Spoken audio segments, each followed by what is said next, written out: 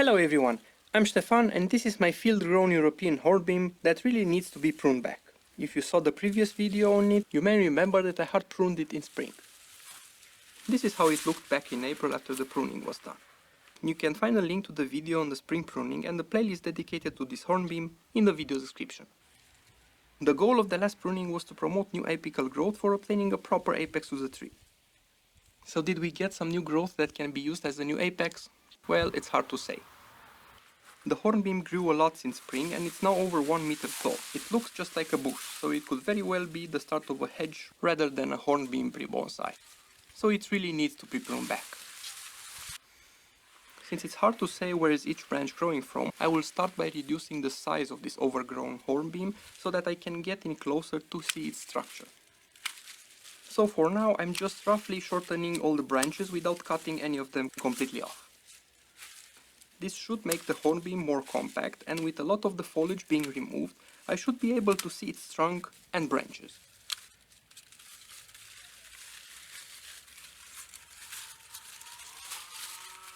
I think this should do for now.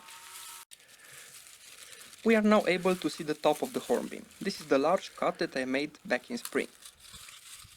And it seems that I got not one, but two potential new leaders. I don't know if you can see, but this thinner one actually has a twin branch growing from the same spot on the trunk. So I'm going to keep the vertical one for now and cut the other one off.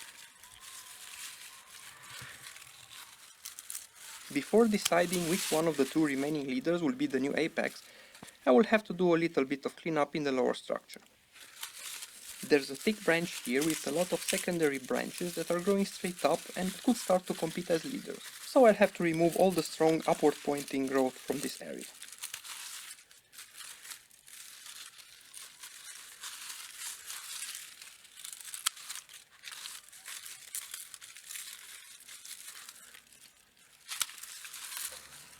This branch, for example, is as thick as the thickest of the leaders, so off it goes. Then there's this one back here, which is growing inwards toward the trunk, so I'll remove that too. Branches that are not crossing each other and not growing toward the inside of the tree are just shortened as long as they are not greedy suckers.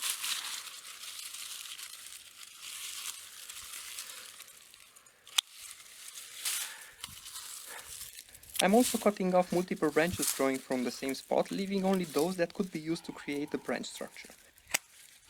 This is just to avoid the formation of large bumps on the trunk.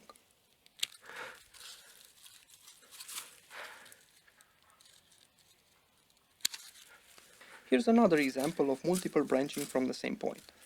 I'm removing the one growing at a 90-degree angle and keeping the other one.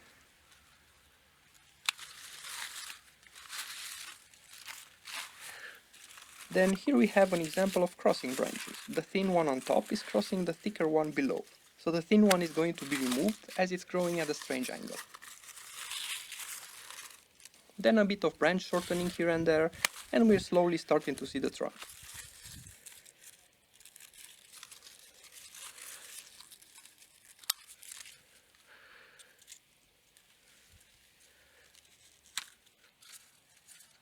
Hey, look what I found hiding in the shade of the hornbeam. It looks like a common snail. I didn't notice any chew marks on the leaves, so it must have been just hiding in the shade. Anyway, I'm going to relocate this guy somewhere far away from my vegetable garden. Now I noticed another problem here. These two branches are growing in the same direction from almost the same spot. So I'm going to keep the thinner one and cut it shorter, and I'm completely removing the thicker one. I use directional pruning on the remaining branch, leaving this top leaf node in the direction I want to have the new growth coming out.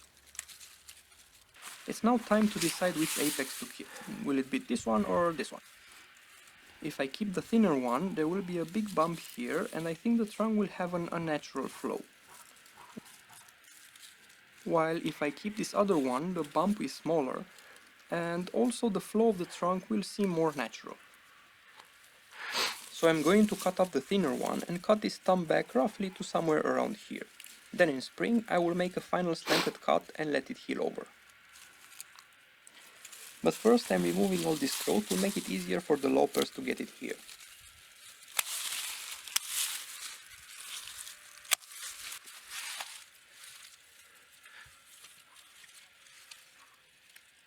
I'm trying to make the cut without touching the new leader. So I'm cutting slowly, first from one direction, and then I flip the loppers over on the other side.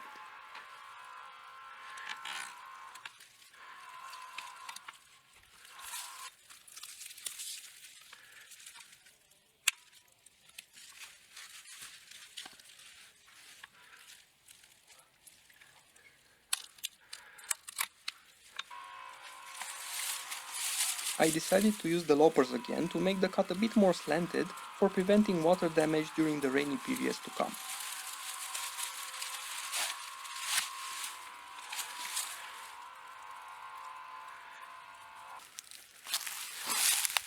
Moving on a bit lower on the trunk, we have another multiple branching point which needs to be cleaned up. So first I'm removing all the small suckers growing downwards. And now, should I keep the lower branch growing horizontally or the top one? Well, I think I like the top one more, so off goes the lower one.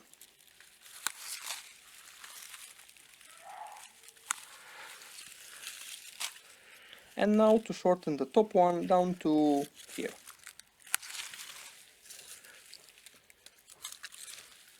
Now switching to the other side of the tree, there are a bunch of other branches growing at the base of the new leader. They're all going to come off to keep the bump in the trunk from swelling up even more.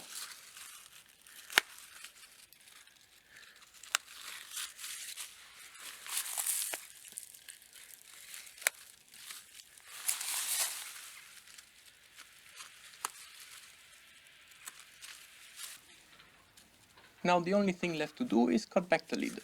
I'm going to reduce it back to this point, and I think that was it. So this is all that's left from that enormous bush.